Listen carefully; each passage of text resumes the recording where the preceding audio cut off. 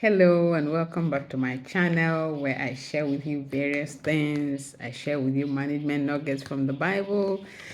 I share wisdom from the Bible. I share management things I've learned over the years, writing tips. So my name is Elsie. I am known as Born to Write Well because I write books, I write stories, I write reports, anything writing, you'll find me there. So today I'm going to be talking about something slightly different, which not too many people know me for, but which is one of my core strengths, and that is management, administration precisely. That's what we're going to be talking about in today's video and in the next few videos that follow. So I was 26 years old, I think, 26 or 25 years old when I was first approached by an international organization. I was headhunted actually to handle a certain responsibility. And at that time, I didn't have a lot of work experience. No, not work experience. I did not have a lot of management experience because I was young. I was in my 20s. I'd mostly worked as a journalist all my life, as a newspaper reporter. I had worked in the newsroom. And yes, working in the newsroom gives you some management experience, especially if you manage other reporters. But I mean, I was more of a writer. That's what I knew. I could report the news. I could write features. I was managing the society page, and what else was I managing? Society, and then the woman. Yes, I was acting as the woman editor at the time. So I used to do a lot of features. I used to go for social events. I was covering things like nightclubs, those kind of society reporting. That's what I was doing for a newspaper. And so this organization approached me based on something that had happened, which we'll talk about in a different video. And they said they wanted me to take up a certain responsibility. And so I traveled. I traveled to their office. We had the discussion, and they said, "Yeah, you've done well. We think you're the person we're looking for." So we settled on a salary, settled on a starting date, and all of that. And they said, "Yeah, fine, you've got the job." There was just one problem. In my city, they didn't have an office. They had no office, they had no presence, and I was supposed to be working there. So, what was I going to do? There was no office for me to resume in. And this was way before the days of GSM. So, way before the days of GSM, and even before the days where telephones were commonplace. I mean, then not everybody owned a telephone set. I didn't have one in my flat. I was sharing a flat with some other friends. We didn't have a telephone. There was no GSM. In fact, nobody had heard of GSM in Nigeria at the time.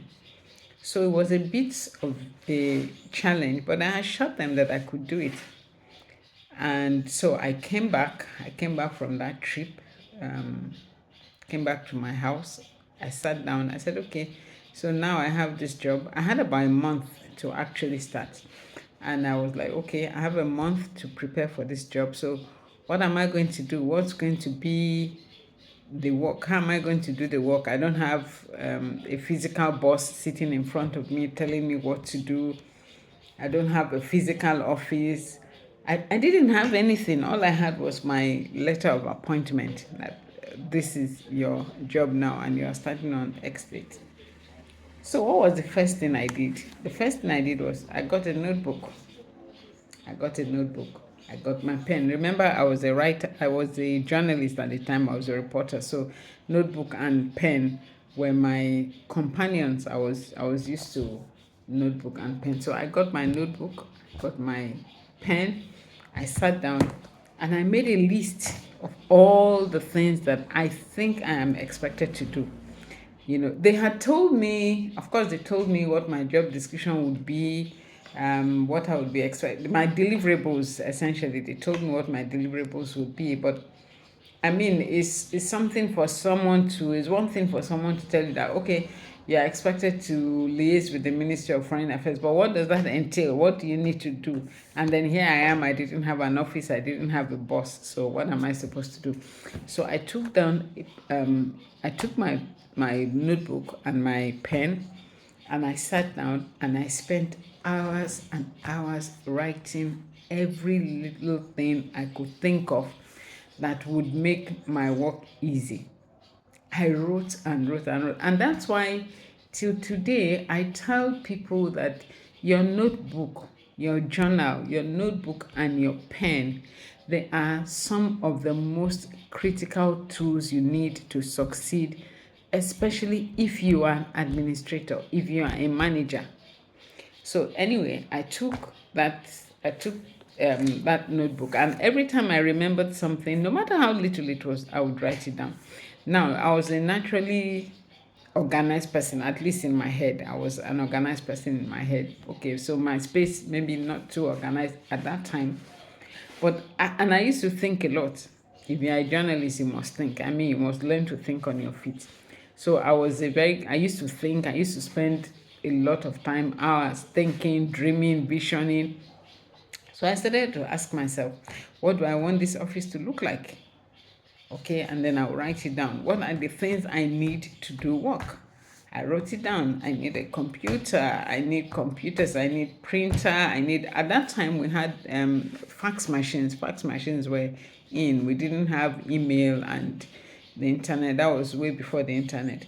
I need a fax machine. I need probably I need a fridge. I need this. I need that. And I wrote down everything that I thought I would need. And then, of course, I actually needed an office. So I was like, okay, where do we want to site this office? So I began to list the places where we could possibly site the office, knowing what I was expected to do. And I kept filling this notebook and filling this notebook and filling this notebook with a lot of things. And then when the month came, and then as I was going around, because I had a month before my actual start date. So as I was going around, I would see things, I would say, okay, this would be something useful. And then I would speak to a few other people to say, okay, so I'm starting a new job and this is the kind of job it is. What do you think I would need? So I was doing my research, I was writing everything down, I was noting it. And then all too quickly, the month was up and it was time to actually resume work. So all I had was my notebook. And so the first thing I did was, when I started work, the first thing I did was to create a schedule for myself, or a schedule, if you're British, schedule, schedule, So I created a schedule for myself, you know. So I would have, let's say it's Monday. Okay, I would sit down and say, okay, this Monday, what are the tasks that I'm going to accomplish? Okay, so I would have my to-do list. I've always been a fan of the to-do list. So I would have my to-do list, my list of tasks that I needed to complete on that day.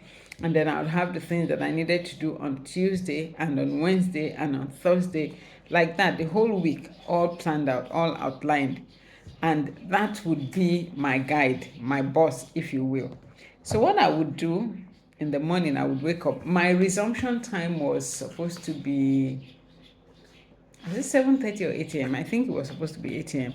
Now remember, I didn't have a boss, I didn't have an office, I didn't have a telephone. So I didn't have anyone telling me, oh, this is when you need to get to the office. There was even no office to get to. But you see, I in my head, I had so arranged this thing that for me, I had already resumed work. So I would wake up in the morning, take a bath, dress up, my friends, my flatmates, and everyone else who was going to work. And then before 8 a.m., I would go to Nitel. Some of you may not know Nitel. That was Nigerian Telecoms then. That was the headquarters of the people who used to provide telephone service, the government department that used to provide telephone service. And so I would go to the Nitel office and I would queue for a payphone. They had payphones there, and then I would queue. And when it got to my turn, I would call my office Okay, I would call my office and say, okay, I'm reporting for work. I would call my, I think it was the administrator, or anyhow, I would call one of the bosses. I don't quite remember which one I used to call. And then I would say, okay, this is my schedule for today. I'm going to do this. I'm going to this place. I'm seeing this agent about an office. I'm inspecting this. I'm inspecting that. That's what I want to do, and I just want to let you know. And they'll say, okay, yeah, fine, go ahead.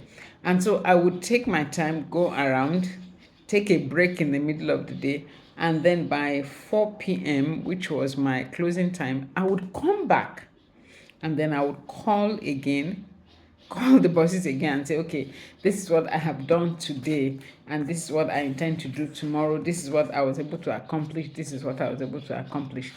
And they found it very, very impressive. In fact, in my first year, I think my salary was increased 3 times. In my first year of working, my salary was increased 3 times because I was doing this thing. I was showing a high sense of responsibility. I was showing this is how things need to be done. This is how I'm going to manage this place and all of that.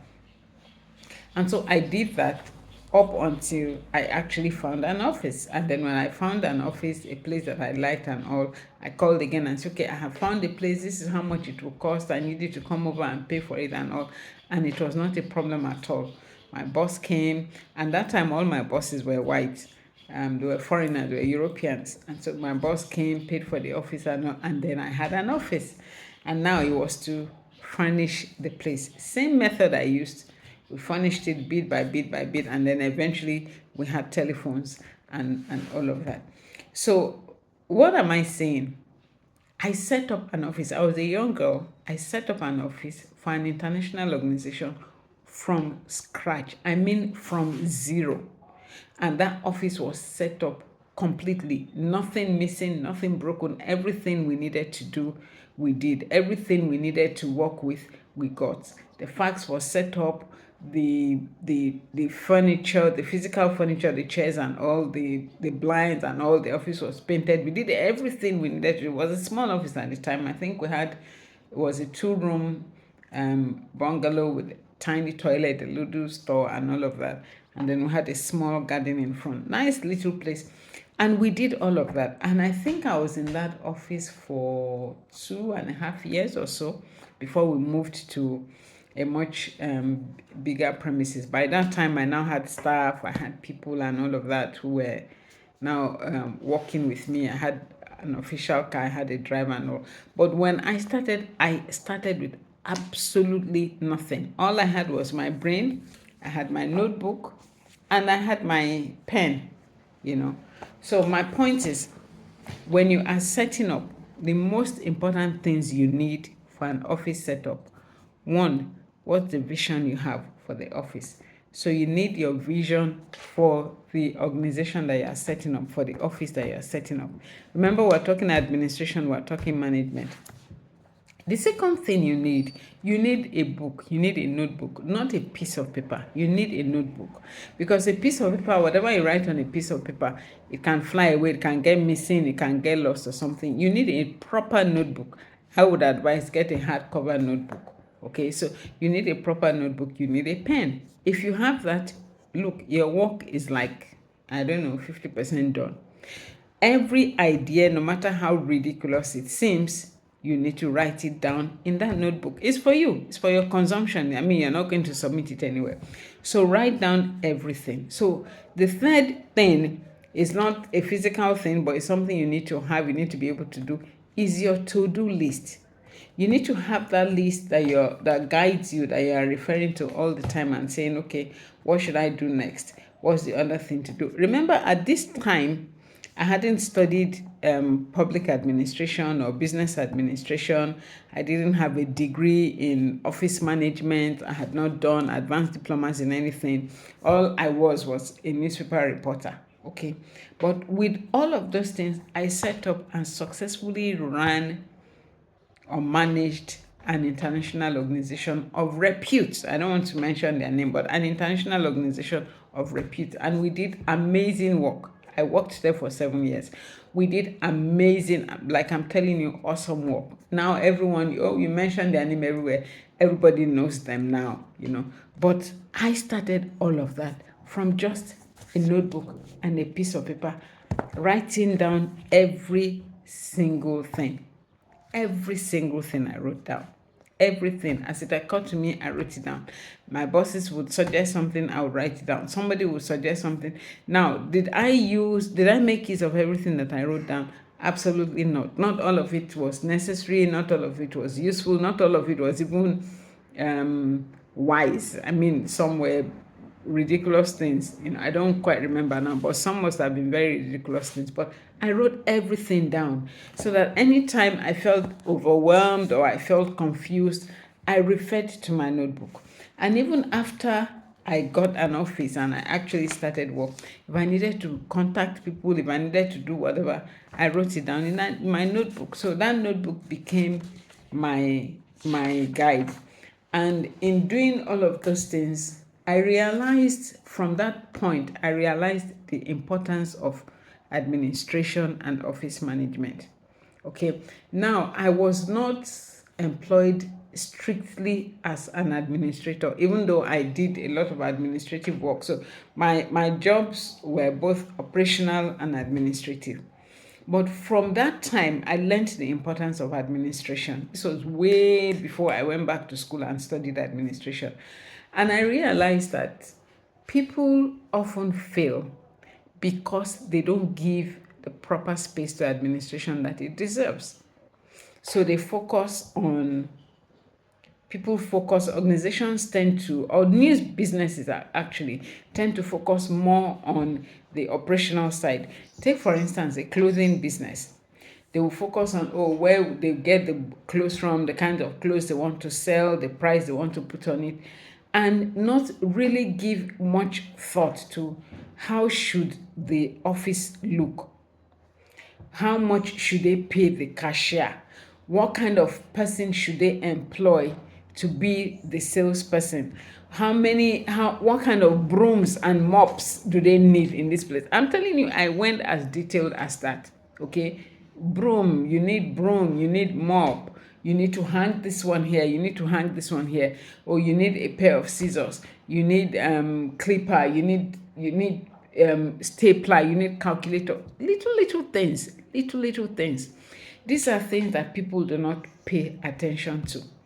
And they will say, oh no, so long as you have your operations right. No, if you have your operations right and your administration is not right, you mess up the whole thing. You'll find yourself making mistakes.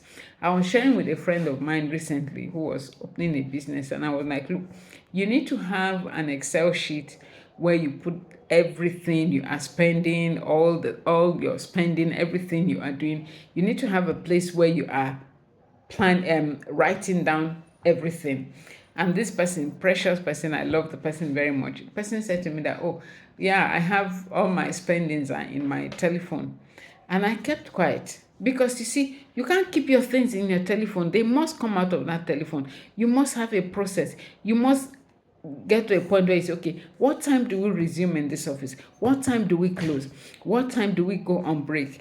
In between, what are we supposed to do? What are our administrative processes? What are our policies for everything, for visitors, for receiving visitors, for receiving customers and clients? How do we handle all of those things? It is necessary to put all those things in place when you are starting. And then what are the equipment that we need? Okay, I'm going to be talking about the equipment you need for starting the office in another video. But for now, this is where I leave it for you. I leave today's video. So you need a vision, okay? You need a notebook, you need a pen, and you need to be able to sit down and think and plan and write down every single thing as it occurs to you. Thank you. This is where we're drawing the curtain on today's video. Until I bring another video your way, still talking about administration. Have a great time ahead. Thank you.